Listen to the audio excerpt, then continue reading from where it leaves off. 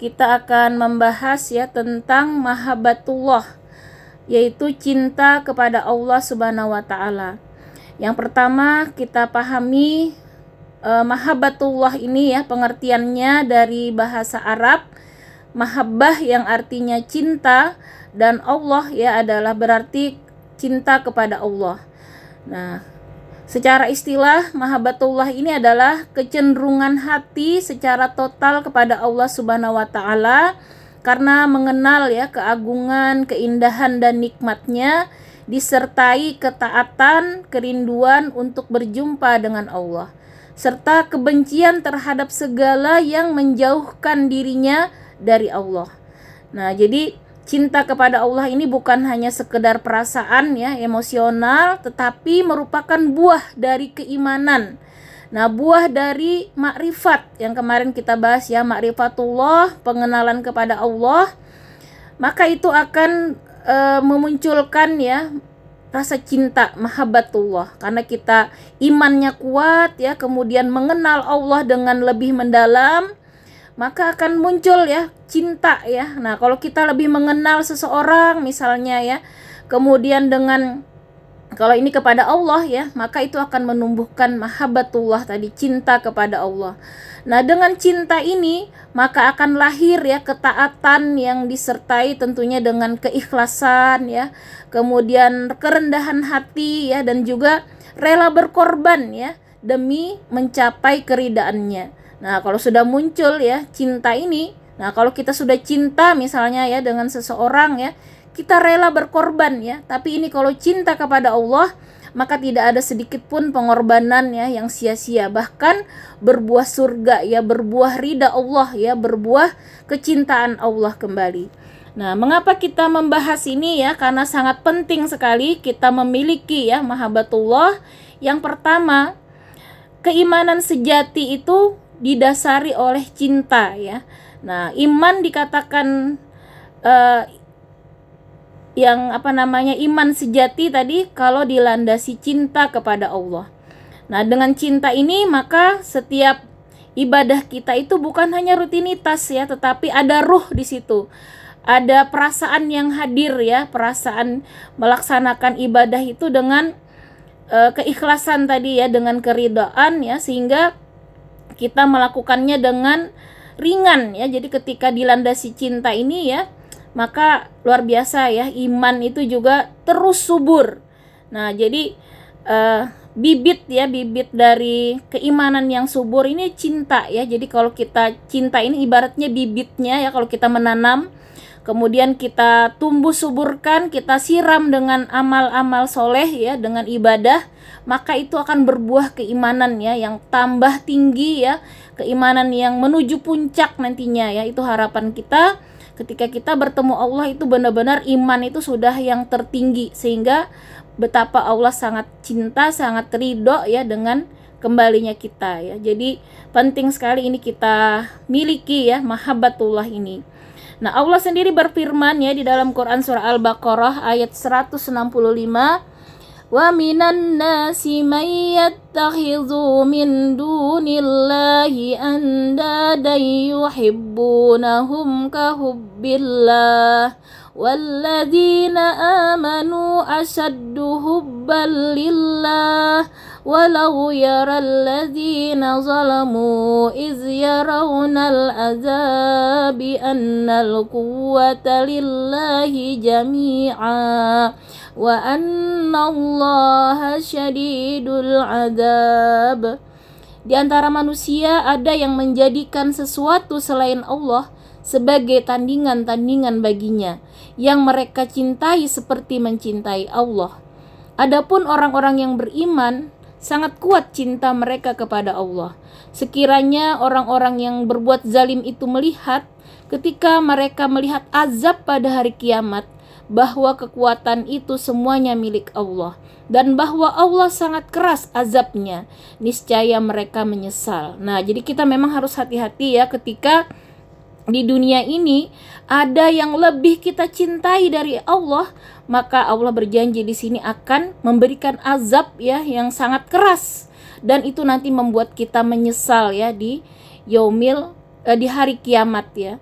Nah, sehingga cinta kepada Allah ini wajib hukumnya di atas segala-galanya ya. Jadi yang pertama kali itu harus cinta kepada Allah di nomor satukan. Jangan sampai di nomor duakan atau di nomor sekiankan.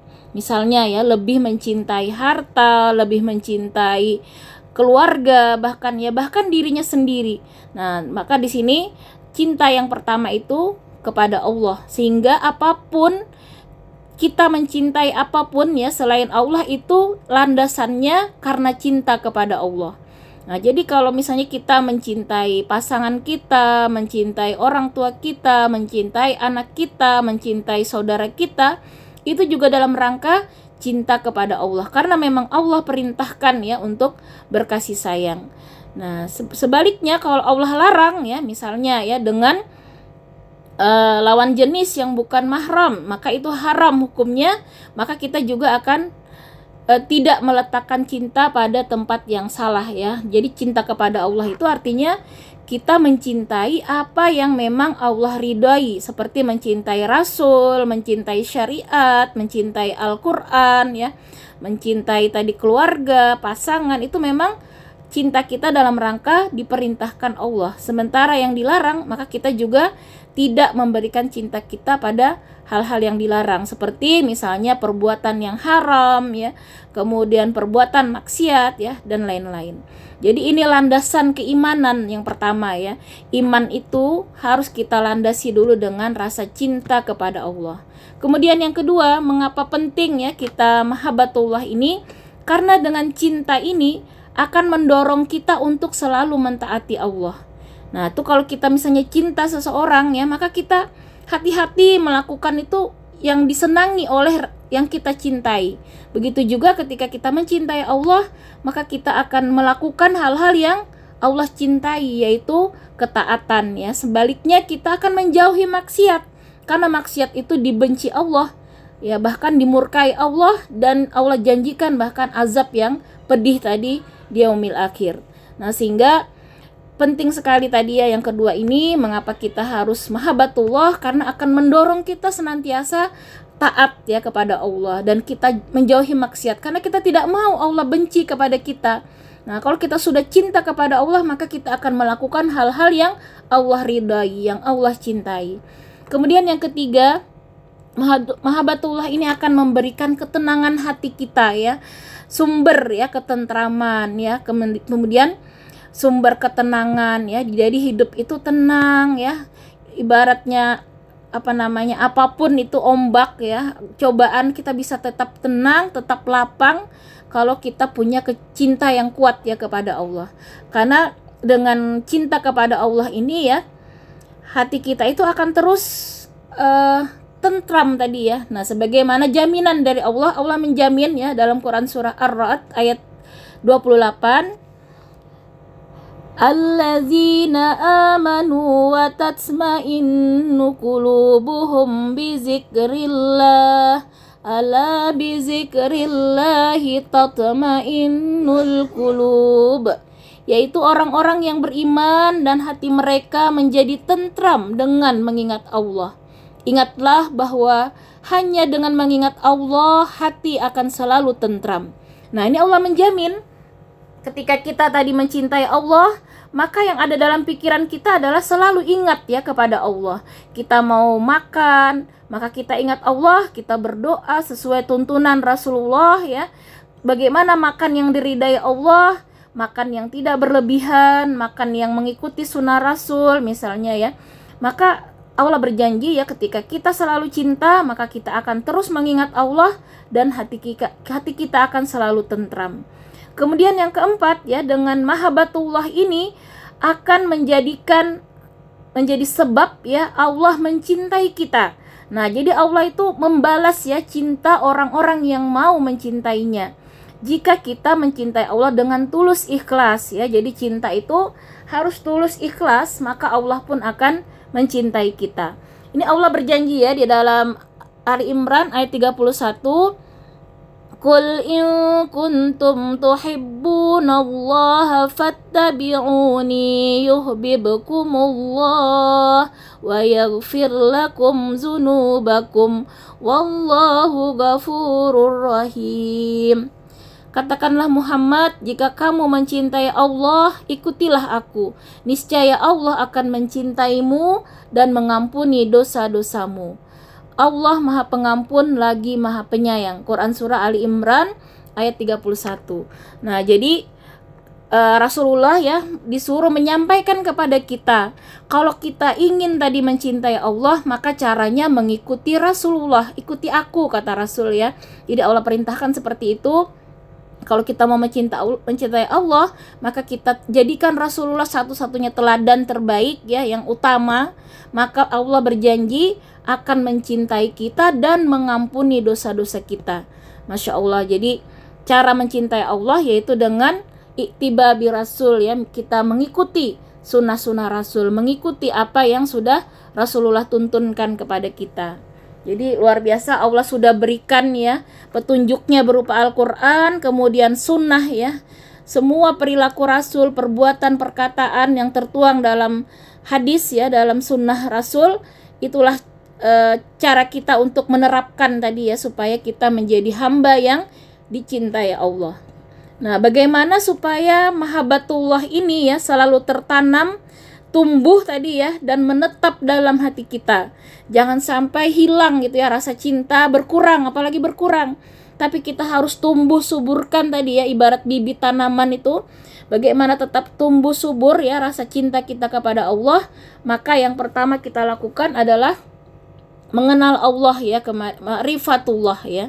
Jadi kita harus program memang dalam hidup kita ini ya, mempelajari nama-nama Allah ya, dalam Asmaul Husna itu sifat-sifat Allah. Nah, semakin kita mengenal ya, mengenal Allah, maka akan semakin kita cinta kepadanya. Nah, kemudian yang kedua caranya dengan membaca dan mentadaburi Al-Quran. Nah, Al-Quran ini adalah kalam Allah, perkataan Allah. Dengan membaca dan tadabur Al-Quran ini akan membuat hati kita semakin dekat dan semakin cinta kepada Allah. Yang kedua. Yang ketiga, kita menjalankan ibadah itu dengan niat ikhlas dan penuh kehusyuan. Nah, jadi kita harus sadar ya, apapun ibadah yang kita lakukan, sadar, khusyuk ya, dengan niat yang ikhlas. Maka ibadah itu merupakan bentuk cinta yang nyata. Jadi kalau kita mengaku cinta kepada Allah, maka kita semangat ya beribadah dan beribadah yang terbaik. Selalu sadar bahwa kita kemarin ya muraqabatullah, diawasi Allah, dan wujud cinta kita memberikan ibadah itu dengan penuh keikhlasan. Nah, semakin ikhlas ya dalam ibadah, semakin baik ibadah kita, maka kekuatan cinta ini akan semakin besar ya, nantinya akan semakin subur. Semakin banyak, semakin berkualitas ya, semakin banyak dan berkualitas ibadah kita, maka mahabbatullah ini ya, sifat cinta ini akan semakin kuat ya, semakin besar. Nah, semakin besar kita mencintai Allah, Allah pun akan membalas semakin besar juga mencintai kita. Nah, kemudian yang keempat, dengan cara selalu berzikir dalam setiap keadaan, mengingat Allah. Jangan pernah putus ya dalam pikiran kita, perkataan kita, lisan kita ya, untuk senantiasa mengingat Allah, supaya senantiasa terhubung ya dengan Allah. Jadi kalau kita senantiasa berzikir, mengingat Allah, ibaratnya kita itu berpegangan ya langsung ya dengan tali Allah ke aras ya sampai. Nah, kalau kita di situ tidak mengingat Allah, maka pegangan itu putus ya, ibaratnya kita tidak ada pegangan ya. Jadi yang kedua adalah keempat ini ya, mengingat Allah dengan dalam setiap keadaan. Kemudian yang kelima, bersyukur ya atas nikmat Allah.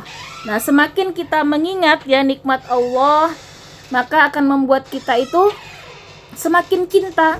Nah, kalau kita ingat betapa Allah sangat banyak ya memberikan nikmat kepada kita, kasih sayang Allah yang begitu luas ya, itu akan membuat kita semakin cinta kepada Allah. Nah, jadi pernah ya mungkin saya sampaikan juga ada cerita ya, seorang anak ya, dia bertengkar dengan orang tuanya, kemudian dia kabur dari rumah. Nah, kemudian ketika dia di jalan dalam keadaan lapar ya, tidak ada tempat berteduh, ada seseorang yang menolong dia ya, memberikan tempat berteduh sementara ya, memberikan makanan. Luar biasa anak ini saking senangnya ya, berterima kasihnya luar biasa, memuji.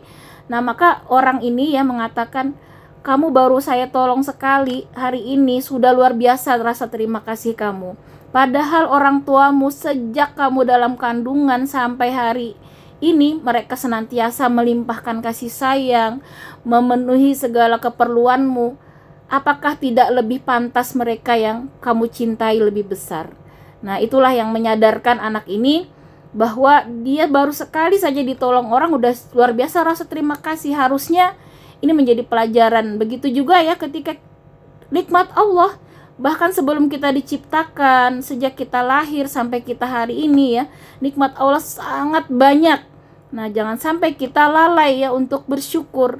Nah, semakin kita mengingat-ingat nikmat Allah ini ya, kemudian kasih sayang Allah, maka rasa cinta itu akan semakin tumbuh subur. Nah, jadi caranya yang kelima ini adalah senantiasa bersyukur. Cara bersyukur ya, yaitu jangan sampai ya kita gunakan nikmat ini, nikmat mata, nikmat anggota tubuh ya untuk bermaksiat. Itu cara kita bersyukur salah satunya. Kemudian dengan banyak mengucapkan hamdalah ya, alhamdulillah. Setiap mendapat nikmat alhamdulillah. Kemudian mendapat musibah pun ya kita alhamdulillahi ala kulli hal ya, kita yakin bahwa ini juga cara Allah mengirim pahala, menghapuskan dosa kita dalam bentuk kadang rasa tidak suka, kesedihan ya, rasa sakit dan lain-lain. Maka Masya Allah ya, dengan terus memupuk hati kita untuk senantiasa bersyukur ya atas nikmat Allah, maka itu juga akan menumbuhkan rasa cinta yang semakin besar ya kepada Allah. Nah, tentunya jangan lupa ya upaya kita untuk senantiasa berdoa. Nanti saya share ini ya, ada doanya yang sering Rasulullah baca ya untuk menumbuhkan rasa cinta. Di sini Allahumma inni as'aluka hubbak wa hubba man yuhibbuk wa hubba amalin yuqarribuni ila hubbak. Nah, yang artinya ya Allah, aku memohon kepadamu cinta kepadamu, cinta kepada orang yang mencintaimu, dan cinta kepada amal yang mendekatkanku kepada cintamu. Hadis riwayat Tirmizi. Nah, jadi memang kita meminta kepada Allah supaya kita ini senantiasa tumbuh ya rasa cinta kepada Allah, dan juga kita memohon Allah mencintai kita ya. Nah, kemudian yang perlu kita ketahui selanjutnya penghalang ya, penghalang mahabbatullah. Nah, inilah yang membuat tidak tumbuh ya tadi bibit cinta di dalam hati kita apabila ya ada hal-hal berikut ini. Nah, ibarat tanaman tadi ya tidak bisa tumbuh apalagi subur ya kalau ada hal-hal ini di dalam diri kita ya. Jadi cinta ini tidak akan tumbuh ketika yang pertama cinta dunia itu berlebihan ya. Dunia yang berlebihan, cinta dunia yang berlebihan membuat hati kita lupa dengan akhirat dan semakin menjauh dari Allah. Nah, hubut dunia ya. Jadi ini penyakit ya, penyakit kalau mencintai dunia itu berlebihan. Kemudian yang kedua, mengikuti hawa nafsu. Nah, nafsu senantiasa mengajak kita itu pada kesenangan yang sesaat.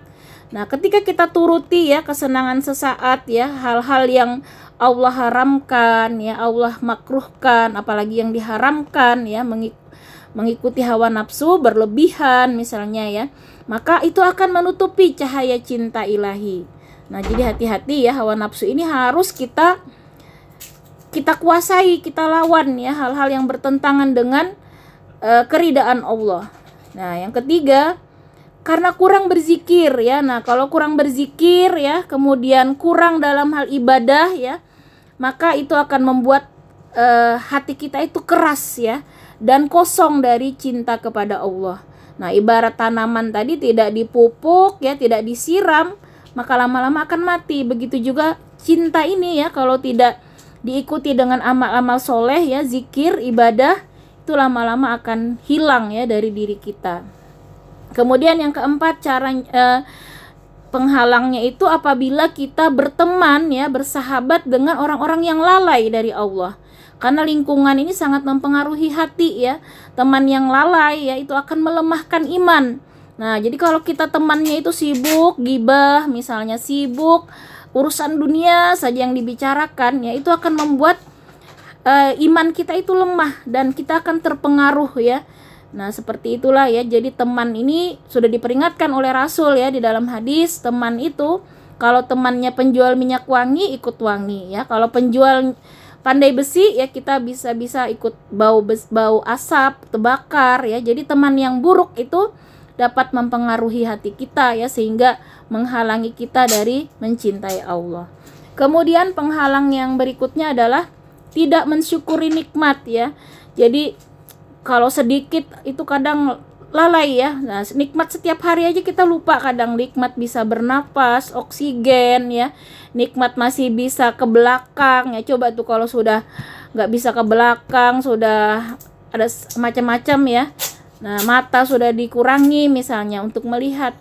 Nah, maka dari itu jangan sampai kita lalai ya untuk mensyukuri nikmat. Ketika kita kufur nikmat ya, yang sedikit kadang ya dianggap apa sih misalnya ya, karena kita penghasilan sedikit misalnya ya. Tapi kalau kita sedikit banyak tetap bersyukur, Masya Allah itu akan terus menambah nikmat. Sebaliknya ya, kalau kita kufur, dikit-dikit mengeluh ya, dikit-dikit tidak pernah bersyukur ya. Nah, padahal masih banyak ya orang-orang yang jauh misalnya lebih sulit daripada kita.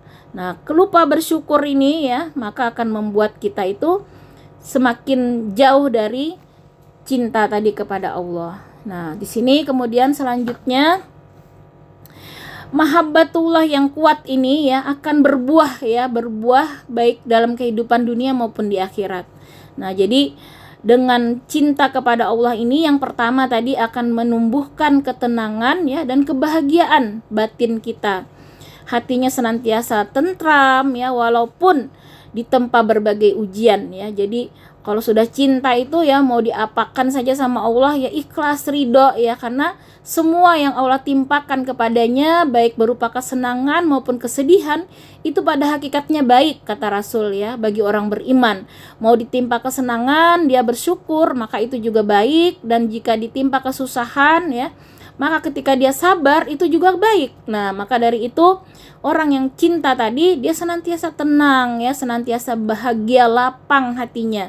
Apapun takdir Allah, dia senantiasa ikhlas, Masya Allah. Jadi luar biasa ya kalau kita dekat dengan orang yang tenang, lapang, itu kita juga rasanya tenang juga ya, ikut bahagia juga. Jadi kebahagiaan itu bisa menular ya. Sebaliknya juga kesedihan ya, kemudian suka mengeluh itu juga akan membawa dampak yang buruk pada orang-orang sekitarnya ya. Tapi kebahagiaan ini juga akan melahirkan ketenangan ya, kebahagiaan bagi orang-orang sekitar. Jadi ini yang pertama ya, buah dari mahabbah adalah ketenangan dan kebahagiaan batin. Yang kedua, buahnya ketaatan itu menjadi ringan ya, justru ibadah itu nikmat ya, bukan beban. Nah, kalau kita sudah merasakan ya ibadah itu nikmat, justru kita rindu sekali ya, pengen berlama-lama dalam sholat, dalam tilawah ya. Puasa juga nikmat ya, bukan beban ya. Masya Allah, berarti sudah tinggi ya rasa cintanya, sudah kuat ya kepada Allah. Kemudian buah yang ketiga, dicintai oleh Allah dan juga makhluknya. Nah, ketika Allah mencintai hambanya ya, maka Allah juga akan menanamkan ya cinta itu di hati makhluk-makhluk Allah, baik para malaikat maupun di hati manusia yang lain. Nah, jadi kita tidak perlu ya sibuk-sibuk ya mencari perhatian manusia ya. Kalau kita sudah mencintai Allah, maka Allah yang akan menumbuhkan rasa cinta di hati orang lain.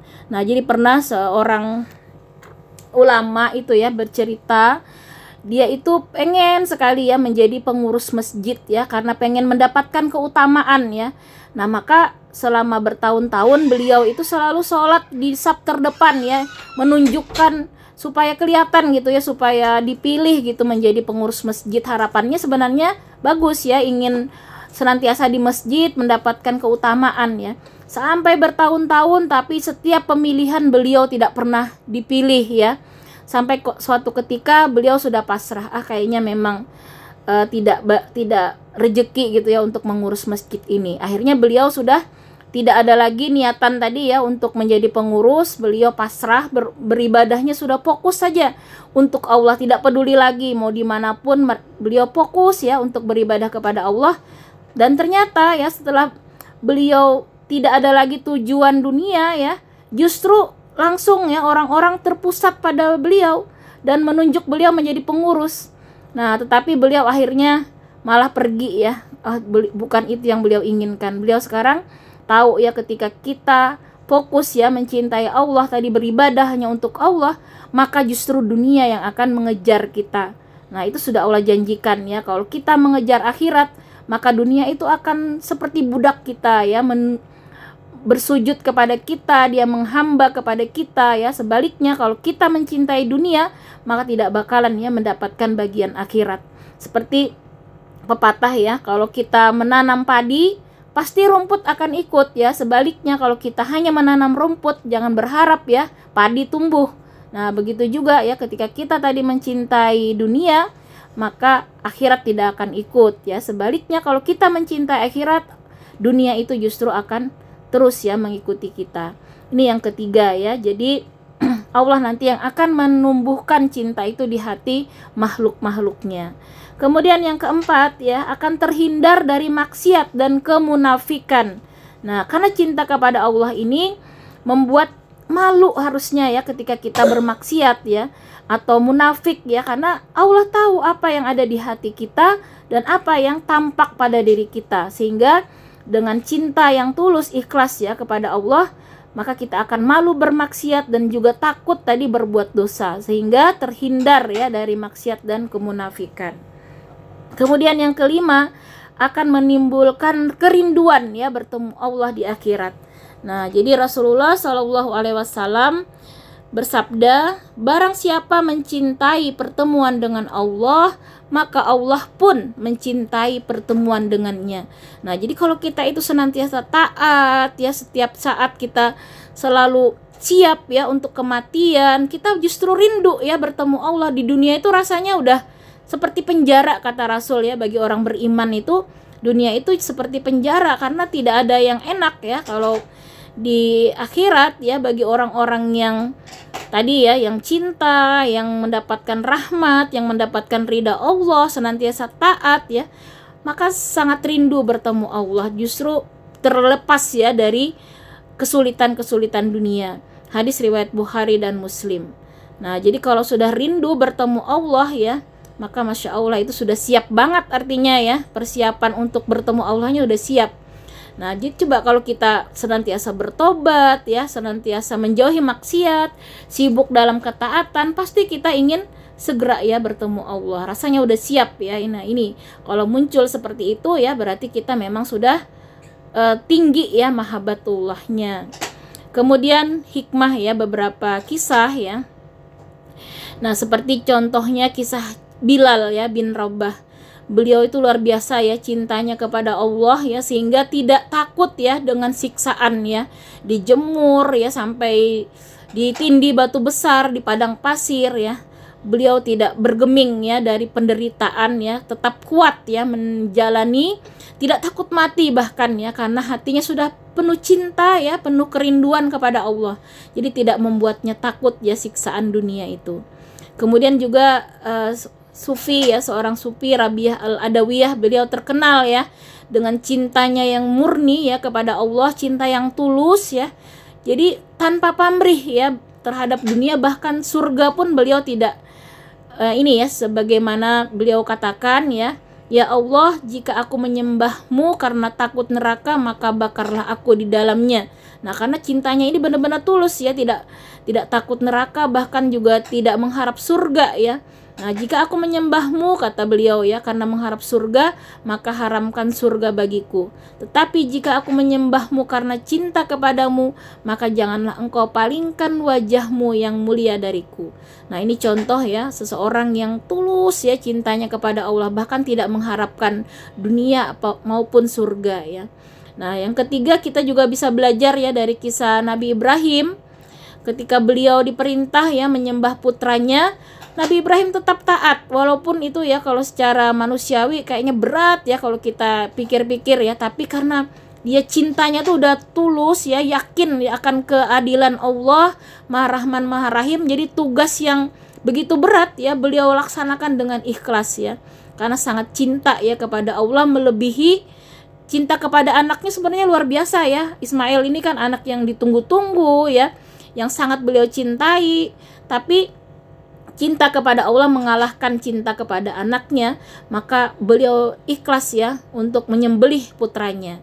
Nah, Allah pun melihat ya ketika Ibrahim ini tulus satu keluarga, bahkan ya Hajar pun istri beliau juga luar biasa ya. Ini keluarga yang ketaatannya sejati ya, timbul salah satu simbol ya cinta sejati kepada Allah, termasuk Ismail juga ya. Makanya kita di itu melempar jamarat itu ya, lempar jumrah itu kan adalah ketika ya Nabi Ismail, kemudian Siti Hajar, Nabi Ibrahim terus ya digoda oleh setan ya, menggagalkan rencana mereka ya untuk melaksanakan perintah Allah. Nah, bismillah ya Allahu Akbar itu sebenarnya kalau kita hayati ya semua prosesi ibadah haji itu adalah semua ya kehidupan Nabi Ibrahim waktu itu yang diabadikan ya dalam proses haji itu. Begitulah ya, kok Ibrahim ini salah satu Khalilullah ya, yang dicintai Allah ya. Maka di sini kita belajar bagaimana kecintaan kepada Allah itu melebihi ya cinta kepada apapun di dunia, dan akhirnya Allah mengganti ya Nabi Ismail itu dengan domba ya, karena sudah lulus ya ujiannya. Allah juga maha adil ya, tidak mungkin Allah zalim. Nah, maka Allah ganti akhirnya dengan domba ya. Nah, jadi mahabbatullah itu adalah puncak ibadah ya. Jadi ibadah yang paling berkualitas itu kalau sudah dilandasi cinta ya, maka luar biasa ringan tadi, ikhlas ya. Dan juga mahabbatullah ini merupakan inti dari keimanan. Nah, sehingga tadi ya dengan cinta kepada Allah ini senantiasa melahirkan ketaatan ya, sabar ya dalam menghadapi apapun takdir Allah, kemudian tenang ya, dan senantiasa muncul harapan positif ya akan bertemu dengan Allah. Nah, tentunya menjaga cinta tadi ya butuh zikir ya, ibadah yang istiqomah, dan juga menjauhi dunia yang melalaikan. Nah, terakhir ya di sini ada beberapa kumpulan doa, nanti akan saya kirim insya Allah ya. Jadi kita memang perlu ya berdoa ya seperti yang Rasulullah contohkan tadi ya, yang sudah saya bacakan, dan ada juga doa-doa yang lain ya. Di antaranya, ya Allah, hiasilah kami dengan keindahan iman dan jadikan kami sebagai orang-orang yang memberi petunjuk dan mendapat petunjuk. Nah, kemudian ada lagi doa yang lain ya akan saya share ya. Jadi memang kita harus meminta kepada Allah ya, karena kita juga tidak mampu tanpa hidayah ya, tanpa taufik ya, pertolongan dari Allah. Nah, jadi dalam berdoa ini memang kita harus ya membacanya dengan menghadirkan hati ya, dengan penuh rasa rindu ya kepada Allah. Kemudian konsisten ya, doa-doa ini kita baca nanti setelah sholat ya, misalnya pada malam hari ya, atau saat hati kita resah ya, jangan pernah kita tinggalkan zikir dan doa-doa ini ya. Kemudian tentunya ya disertai dengan amal soleh, terus kita tingkatkan baik kuantitas maupun kualitasnya ya, sholat malam, sedekah, membaca Quran, berzikir ya. Dan terakhir adalah menghindari tadi dosa-dosa dan maksiat ya yang akan menggelapkan hati. Nah, jadi maksiat ini ya, maksiat mata, mulut, telinga ya, kemudian perbuatan ya, maka itu akan membuat hati itu menjadi gelap tadi ya, sehingga tertutup ya cahaya cinta ya. Nah, justru mematikan tadi, ibarat kita harusnya menanam ya cinta ini ditumbuh suburkan, tapi dengan maksiat ini akan mematikan rasa cinta kita kepada Allah. Walau alam bisawab, demikian.